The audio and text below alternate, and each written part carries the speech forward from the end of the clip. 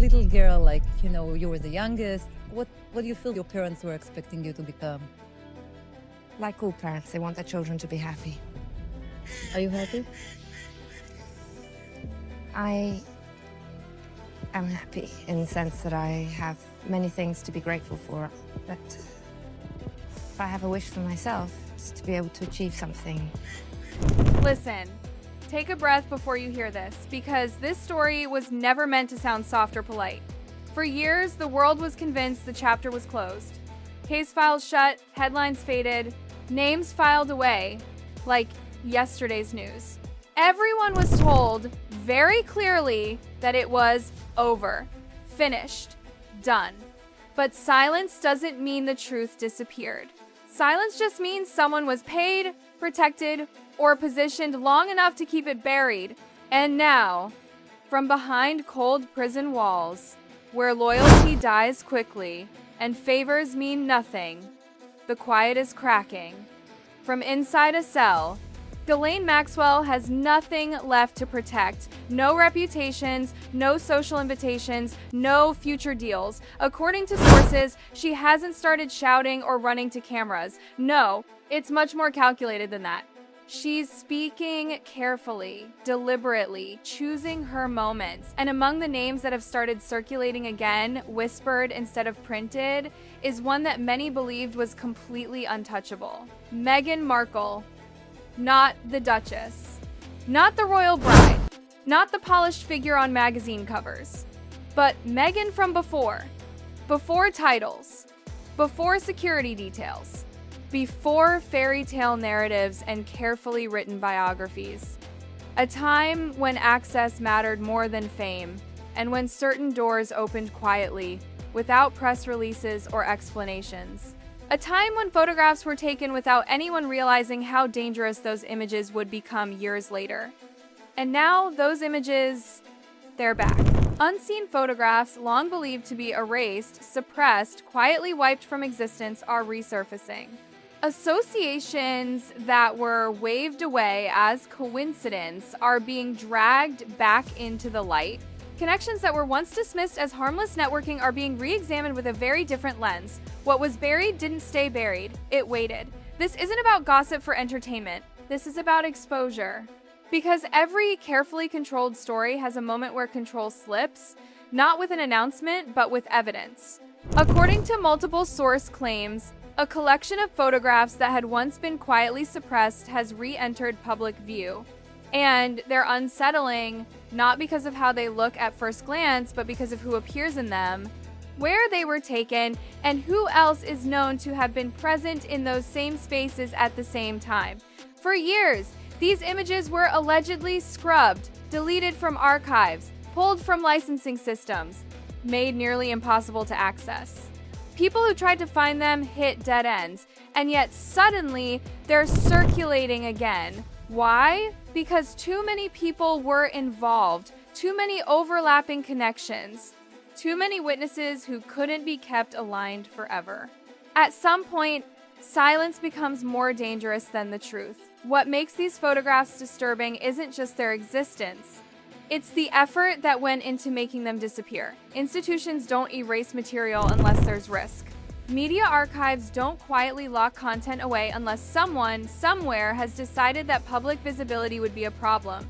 And now that decision has unraveled. The images reportedly place Meghan Markle inside a social environment long associated with Jeffrey Epstein. Not one location, not one party, but an entire ecosystem of elite gatherings, private travel, invitation-only rooms, and protected access. This is where the story stops being rumor and starts becoming record. Because a photograph alone is nothing. A face, a room, a frozen moment. But context changes everything. According to source claims, these images are damaging because they confirm presence, not coincidence. Not hearsay. Physical proximity. They anchor timelines. They connect people who were previously separated by plausible deniability. And more than anything, they explain the silence. When images vanish, it's rarely about embarrassment. It's about liability. About what those images might encourage others to remember. Or admit. Or finally say out loud. Sources claim that whenever these materials threatened to resurface, the response wasn't confrontation, it was exhaustion. Let people get tired. Let the questions fade. Let the images remain unseen long enough to become irrelevant. But time changes leverage.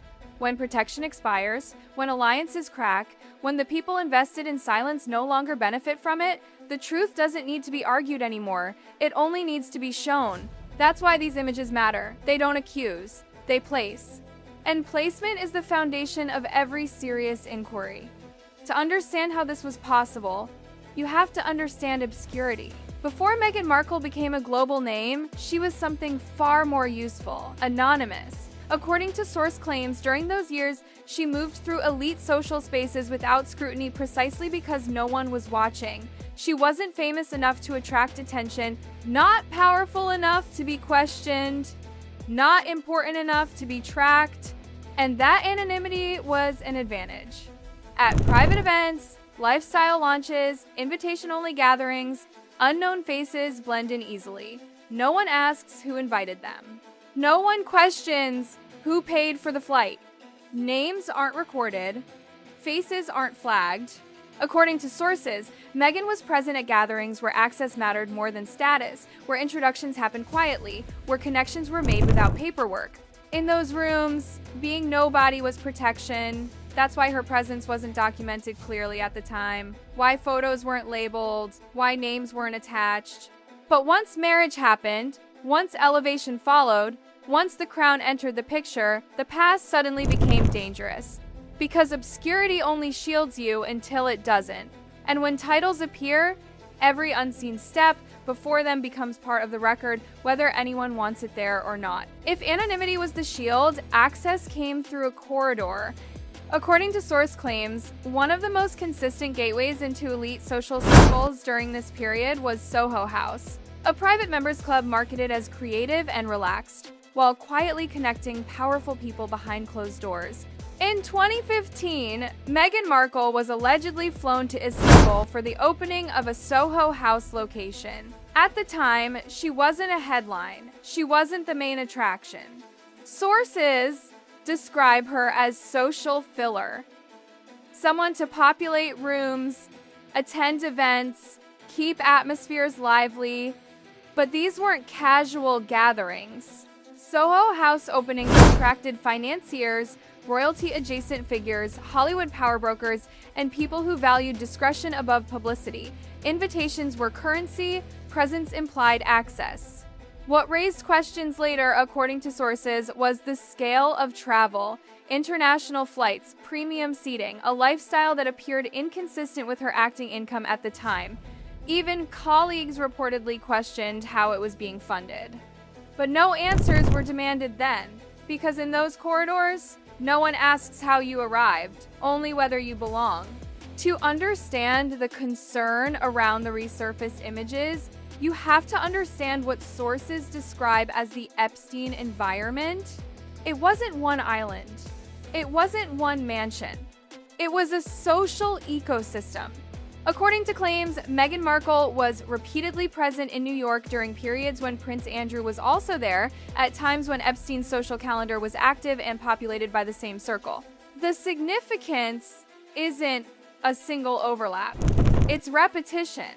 One coincidence can be dismissed. Multiple overlaps suggest familiarity, comfort, acceptance. Sources allege she moved easily within rooms where introductions were informal and silence was expected. These were spaces without sign-in sheets or press coverage. They were governed by discretion, and that's why proximity matters. Not because it proves wrongdoing, but because it establishes who had the opportunity to see, hear, and know. In environments later exposed as abusive, opportunity becomes a serious detail. As the story widens, patterns emerge. According to revisited source claims, Meghan's alleged trajectory wasn't unique. Other women followed strikingly similar paths. Early modeling or party circuits, proximity to elite figures, eventual marriage into royalty. Two cases are often cited. Sophia of Sweden, whose early associations allegedly link back to Epstein-connected environments, later faded from discussion after her royal marriage. and Mette of Norway, who publicly apologized in 2019 for maintaining a friendship with Epstein, citing poor judgment. This isn't about moral judgment, it's about pattern recognition. According to sources, Epstein didn't operate randomly. He placed people strategically.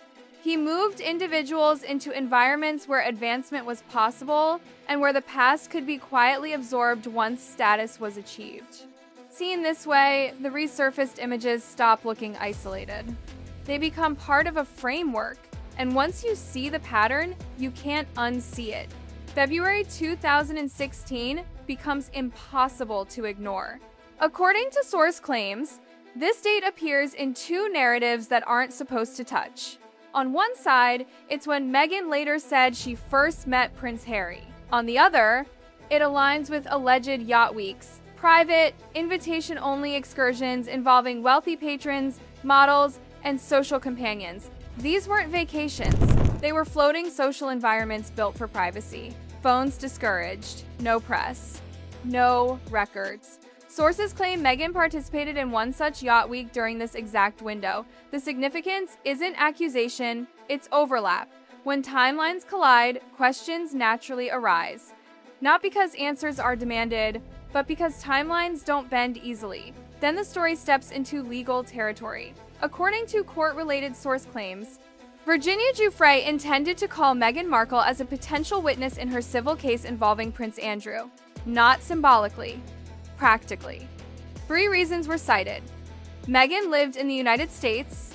She was described as a close associate of Prince Andrew for a period, and she was allegedly present within Epstein's social environment. Witnesses aren't accused, they're positioned. Ultimately, Meghan was not called to testify. But the fact her name entered legal consideration changed everything.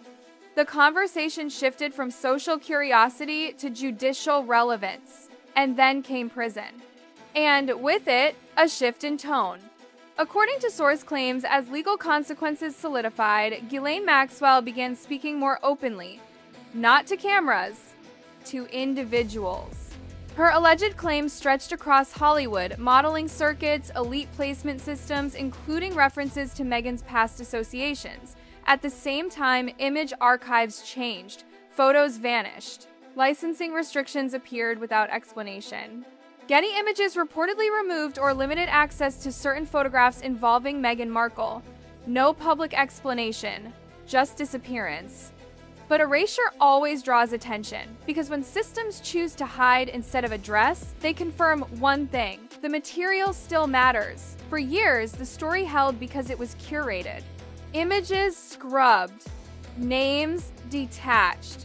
Timelines simplified. What couldn't be denied was buried beneath what couldn't be proven, until protection faded.